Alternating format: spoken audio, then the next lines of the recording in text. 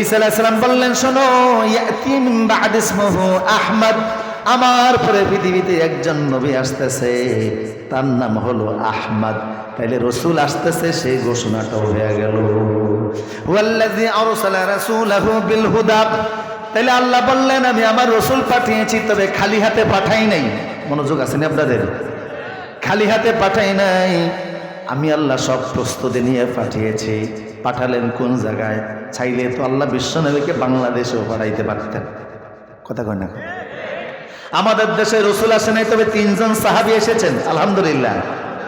3 জন সাহাবী আবার চট্টগ্রাম হয়ে চীনে চলে গেছেন, চট্টগ্রাম হয়ে মায়ানমার গিয়েছেন, মায়ানমার থেকে ভিয়েতনাম গিয়েছেন, থাইল্যান্ড গিয়েছেন, চীনে প্রবেশ করেছেন। চীনের মঙ্গোলিয়াতে, চীনের পরের যে রাষ্ট্রটা মঙ্গোলিয়া, ওই মঙ্গোলিয়ার ভিতরে 3 জন সাহাবীর কবরও আছে। রসুলের মামা ছিলেন এদের নেতা। আল্লাহু আকবার। হযরতে সাদ ছিলেন 3 জনের নেতা।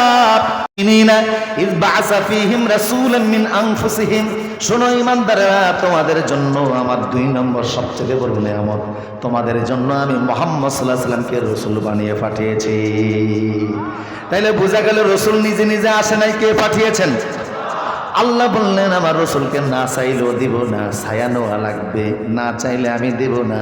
কারণ যেই জিনিস সহজে পাওয়া যায় সেই জিনিসের দাম থাকে না, যেই জিনিস পাইতে কষ্ট করা লাগে সেই জিনিসের দাম আছে না নাই? আল্লাহ পাক বললেন, সাধারণ মানুষ চাইলেও আমি দেব না। সেই জন্য পৃথিবীর নরমাল কোনো মানুষ চায় নাই, এমন একজন নবী চাইছে, তিনি আল্লাহর খলিল ইব্রাহিম। ওনার একটা বড় পরিচয়, উনি আমাদের জাতির পিতা। কথা কয় না? বছর বছর আমরা জাতির পিতা মানতে রাজি না, আমাদের জাতির পিতা একজন ইব্রাহিম আলাইহিস সালাম। এই ব্যাপারে মুসলমান কোনোদিন আপোষ করতে পারে না। কারোর বানে না দেওয়া আমরা জাতির পিতা মানতে রাজি না। কথা বলো ঠিক কিনা? মিল্লাতা আবিকুম ইব্রাহিম ওয়া সাম্মাকুমুল মুসলিমিন, ইব্রাহিম তোমাদের নাম রাখছে মুসলমান, তিনি হচ্ছেন জাতির পিতা। প্রিয় সুধী, জীবনে 33টা পরীক্ষা দিয়েছেন, সবগুলি পরীক্ষায় গোল্ডেন এ প্লাস পেয়েছেন। আমার প্রিয় সুধী, ইব্রাহিম আলাইহিস সালাম বললেন, আল্লাহ আমি চাইতেছি আপনার কাছে, সুবহানাল্লাহ, আগেও চেয়েছি, আগে চাই আমি পাইছি, কাউসার জমজম আমি পেয়েছি। আলহামদুলিল্লাহিল্লাযী ওয়াহাবানি আলাল কিবারে ইসমাঈল ওয়া ইসহাক, আপনি আমার 86 বছর বয়সে আমার ইসমাইল দিয়েছেন, আমি জমজমওয়ালা পেয়ে গেছি। এবার আমি আরেকটা নিয়ামত চাই, এবার চাই আমি কাউসারওয়ালা। রব্বানা ওয়াবআথ ফীহিম রাসূলাম মিনহুম, ইব্রাহিম আলাইহিস সালাম দোয়া করলো, দুনিয়ার অন্য কোন জমিনেও দাঁড়িয়ে দোয়াটা করে নাই, তিনি দোয়া করেছেন বাইতুল্লাহর সামনে দাঁড়ায়া।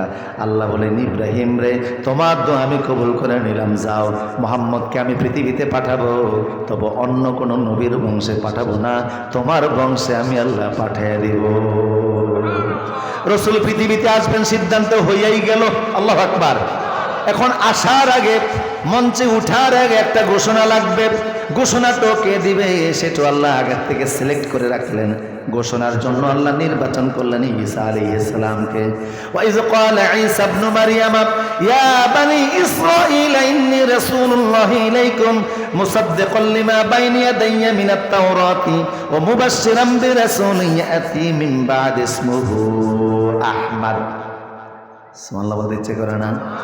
সে কোন বন্ধু বলো বেশি বিশ্বস্ত, কার কাছে সব কথা বলা যায়, কার কাছে মন খুলে দেয়া যায়, হওয়া যায় বেশি আশ্বস্ত। তার নাম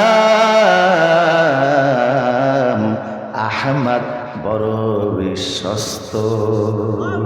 যে জন কখনো ব্যথা দিতে জানে না, যে জন কেবলই মুছে দেয় বেদনা, যে জন কখনো ব্যথা দিতে জানে না, যে জন কেবলই মুছে দেয় বেদনা, হৃদয়ের হাহাকার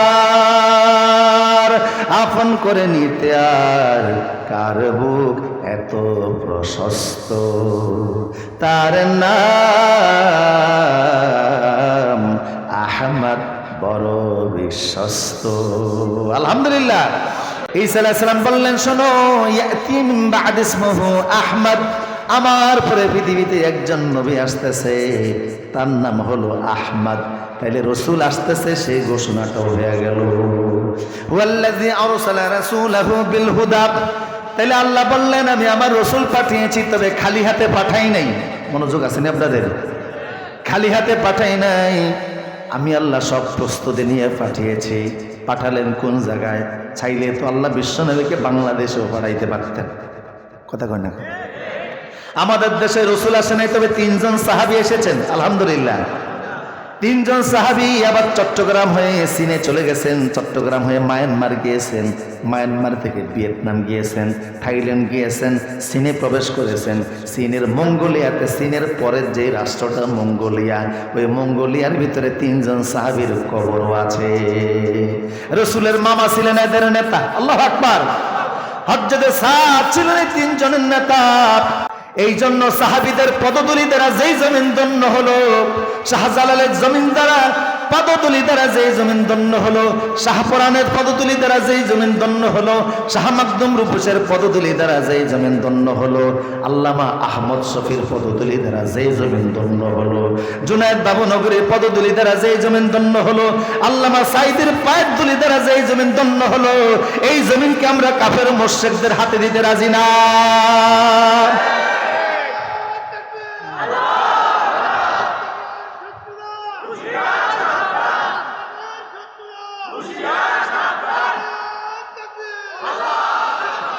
আগামী বাংলাদেশের ক্ষমতায় দিল্লির কোন গোলামকে আমরা দেখতে চাই না।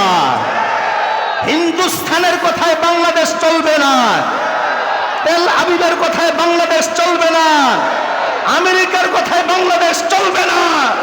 এ দেশ চলবে আল্লাহর কোরআন এবং সুন্নাহ ভিত্তিক। কোরআন সুন্নাহ যাদের কাছে আছে তাদেরকে আমরা নির্বাচিত করব, কথা বলেন ঠিক কিনা? আর আমাদেরকে ধোঁকা দেওয়া যাবে না। এই জাতি রক্ত যখন দেওয়া শিখেছে, 52 রক্ত দিয়েছে, 71 রক্ত দিয়েছে, 24 গণ অভ্যুত্থানে রক্ত দিয়েছে, প্রয়োজনে আরেকবার দিবে, কোরআনের আইন প্রতিষ্ঠা করে ছাড়বে ইনশাআল্লাহ। আমার প্রিয় সুধী, রসুল পৃথিবীতে আসলেন, বাংলাদেশে আসলে আসতে পারতেন, জাপানে আল্লাহ পাঠাইলে পাঠাইতে পারতেন, আমেরিকাতে পাঠাইতে পারতেন, ইউরোপে পাঠাইতে পারতেন, পাঠাইছেন আল্লাহ আরবে, সুবহানাল্লাহ। আরবের আবার সব জায়গায় আল্লাহ নির্বাচন করে নাই। আরবের আরবি ভাষায় কথা বলে প্রায় 55টা দেশ। ওই সমস্ত দেশ আল্লাহ সিলেক্ট করেন নাই, রাসূলকে পাঠানোর জন্য আল্লাহ বেছে নিয়েছেন মক্কা। কেন মক্কা আল্লাহ বাছাই করলেন? মক্কা হলো আরবের হার্ট, গোটা বিশ্বের হার্ট। আমাদের দেহের ভিতরে একটা হার্ট আছে না নাই? এই হার্ট হলো শরীরের চালিকা শক্তি, মাত্র 350 গ্রাম ওজন। প্রত্যেকটা প্রাপ্তবয়স্কের মানুষের ভিতরে যে হার্ট আছে, ওজন মাত্র 300 থেকে 350 গ্রাম। এটা লম্বা হলো 12 সেন্টিমিটার, প্রস্থে হলো 9 সেন্টিমিটার। 300 থেকে 350 গ্রামের একটা হাড়, মানে একটা গোস্তের টুকরা। রাসূল বলেছেন, আলা ইন্না ফিল জাসাদিল মুদগা ইজা সলুহাত সলুহাল জাসাদু কুল্লু ওয়া ইজা ফাসাদাত ফাসাদাল জাসাদু কুল্লু আলা ওয়াহিয়াল কালব। তোমাদের প্রত্যেকের দেহের ভিতরে একটা গোস্তের টুকরা আছে, এটার নাম হলো হাড়। এই হাড় যার ভালো, লোকটা ভালো। হাড় যার সুস্থ, লোকটা সুস্থ। যার হাড় ভালো, তার আচরণ ভালো, তার কথা ভালো, তার লেনদেন ভালো, তার ব্যবসা বাণিজ্য ভালো। যার হার্ট খারাপ, আত্মা খারাপ, তার কথা খারাপ, তার আচরণ খারাপ, তার লেনদেন খারাপ, তার কথা শুনলে বোঝা যায় একটা জঙ্গি জঙ্গি ভাব। হার্ট হলো মানুষের দেহের প্রধান চালিকা শক্তি। স্টোলিক এবং ডায়াস্টোলিক সিস্টেমে সারা শরীরের ভিতরে প্রতি মুহূর্তে রক্তগুলিকে মানচিং করে দিচ্ছে। হাড়ের ভূমিকা দেহের ভিতরে যেমন, হাড়ের ভূমিকা দেহের ভিতরে যেমন, মক্কার ভূমিকা তামাম বিশ্বে তেমন। হাড় ভালো থাকলে যেমন দেহ ভালো থাকে, মক্কা ভালো থাকলে গোটা দুনিয়া ভালো থাকবে। আল্লাহু আকবার। এই জন্য আল্লাহ কাবাকে বানিয়েছেন বিশ্বের স্থিতিশীলতার কারণ। পৃথিবীতে যতদিন কাবা থাকবে পৃথিবীও ঠিক থাকবে। যেদিন কাবা ভেঙ্গে ফেলা হবে সেদিন দুনিয়াকে আল্লাহ শেষ করে দিবেন। কথা বলুন ঠিক কিনা? আল্লাহ পাক বলছেন, কিয়ামাল লিন্নাস, বিশ্বের মানুষের স্থিতিশীল থাকার একমাত্র মাধ্যম হলো কাবা। আজকে যদি কাবা ধ্বংস করে দেওয়া হয়, মুহূর্তের মধ্যে আসমান যিনি ধ্বংস করে দিবেন তিনি কে? দেহের ভিতরে হাড়ের অবস্থান যেমন, সারা বিশ্বের মানচিত্রের মধ্যে মক্কার অবস্থা তেমন। আল্লাহ পাক বললেন, নবী হে, আপনি মক্কাটা ঠিক করে দেন, দাওয়াতের মাধ্যমে আমি আল্লাহ সারা দুনিয়ায় ইসলামটা পৌঁছে দিব। মক্কা এই জন্য আল্লাহ রসুলকে পাঠিয়েছেন, আপনি মক্কা ঠিক করেন, সারা দুনিয়াতে আমি দাওয়াত পৌঁছাবো। ওমা কুন্না মুআজ্জিবিনা হাত্তা নাবআসা রাসূলা। আল্লাহ বলছেন পৃথিবীর যেখানে মানুষ থাকে সেখানে আমি আল্লাহ দাওয়াত পৌঁছাবো। আল্লাহু আকবার। আফ্রিকা জঙ্গলে যদি মানুষ থাকে আল্লাহ দাওয়াত পৌঁছাবেন, প্রত্যেকটা মানুষের কাছে আল্লাহ ইমানের দাওয়াত পৌঁছাবেন, এটা আল্লাহর ওয়াদা। ওমা কুন্না মুআজ্জিবিনা হাত্তা নাবআসা রাসূলা। পৃথিবীর সব জায়গায় দাওয়াত যাবে। এমন যদি হয়েও যায় যে পৃথিবীতে এমন, যেমন ফিলিপাইনের জঙ্গলগুলি এখনো আছে, যেখানে আদম নবীর আমলের লাগানো গাছ এখনো আছে। ফিলিপাইন নূহ নবীর লাগানোর আমলের গাছ এখনো আছে, ফল খায় না, মানুষ যায় না। আমেরিকাতে এমন জায়গা আছে অনেক। আর্জেন্টিনা এবং ব্রাজিলের মাঝখানে যে নদীটা, দুই নদীর পারে এমন জঙ্গল, মানুষ যায় না সেখানে। বিস্তীর্ণ অঞ্চল সারা পৃথিবীতে। আমাজন জঙ্গলের নাম আপনারা শুনেছেন। এমন যদি পৃথিবীর কোথায় 2-4 জন মানুষ থেকেও যায় যাদের কাছে কোনোদিন ইসলামের দাওয়াত যায় নাই, এই লোকদেরকে আল্লাহ কিয়ামতে নামাজ রোজা সম্পর্কে জিজ্ঞেস করবেন না, হজ যাকাতের বিধান জিজ্ঞেস করবেন না। আবু হানিফা বলছেন যে এদেরকে জিজ্ঞেস করা হবে শুধু একটা প্রশ্ন, বলো আল্লাহ কয়জন? তারা যদি বলে আল্লাহ এক, আল্লাহ সাথে সাথে জান্নাত দিয়ে দিবেন। আর জোরে বলুন যদি, কারণ তারা দাওয়াত তো পায় নাই, এই জন্য শরীয়ী কোনো প্রশ্ন তাদের হবে না, শরীয়তের বিধানের কোনো প্রশ্ন তাদের জন্য হবে না, শুধু হবে তাওহীদের প্রশ্ন, বলো আল্লাহ কয়জন? যদি জবাব দিতে পারে আল্লাহ, কথা বলে না, পড়েন আমার সাথে, কুল হুয়াল্লাহ, পড়েন কুল হুয়াল্লাহু আহাদ আল্লাহুস সামাদ লাম ইয়ালিদ ওয়া লাম ইউলাদ ওয়া লাম ইয়াকুল লাহু কুফুয়ান আহাদ। তাওহীদের জবাব যদি তারা দিতে পারে, আল্লাহ এক এবং একক, আল্লাহ সমাদ, আল্লাহ কাউকে জন্ম দেন নাই, কারোর থেকে আল্লাহ জন্ম নেন নাই, আকাশ আর জমিনে আমার আল্লাহর সমতুল্য সমকক্ষ কেউ নাই, এই জবাবটা ওই জঙ্গলের জঙ্গলি মানুষগুলি দিয়ে দিলে সাথে সাথে আল্লাহ জান্নাত দান করে দিবে। আল্লাহ রসুলকে বলেন আপনি মক্কাটা ঠিক করেন। বিশ্বের আনাচে কানাচে পৃথিবীর আয়তন হলো 51,19,00,000 বর্গ মাইল। 51,19,00,000 বর্গ মাইলের বিশাল বড় পৃথিবীর ভিতরে ছোট বড় 232টা দেশ, কত মানুষ কত জায়গায় আছে। আল্লাহ বললেন সব জায়গায় আমি আল্লাহ কালেমার দাওয়াত পৌঁছে দিব। আমি ইন্দোনেশিয়া এবং মালয়েশিয়ার মাঝখানে একটা দ্বীপ আছে, ওখানে গেলাম দেখার জন্য। গিয়া দেখি কবর। জিজ্ঞেস করলাম এই কবর কত আগের? কয় যে কবরস্থানে গিয়া দেখেন লেখা আছে, ওখানে সাগরের মাঝখানে এলাকাটা, মানুষ এখানে বসবাস করার কথা না, বহু। কিন্তু কবরে গিয়ে দেখলাম যে কবরের একটা কবর পাইলাম আরিফ বিন ইসমাইল, ওনার কবরটা 42 হাত লম্বা। বুঝে গেল এই যুগের মানুষ, কথা বলে না, এই যুগের মানুষ না অনেক আগের মানুষ। তাহলে বোঝা গেল অনেক আগের মানুষ সেই জায়গায় বসবাস করেছে। আর কবরটা যেহেতু মুসলমানের কায়দায় আগুন দ্বারা যেহেতু পোড়ায় নাই, হিন্দু বৌদ্ধ খ্রিস্টান যেহেতু না, কবরের সামনে যেহেতু মুসলিম হিসেবে নাম লেখা আছে, বোঝা গেল ওই দ্বীপের মধ্যে আল্লাহ কালেমার দাওয়াত পৌঁছাইছে।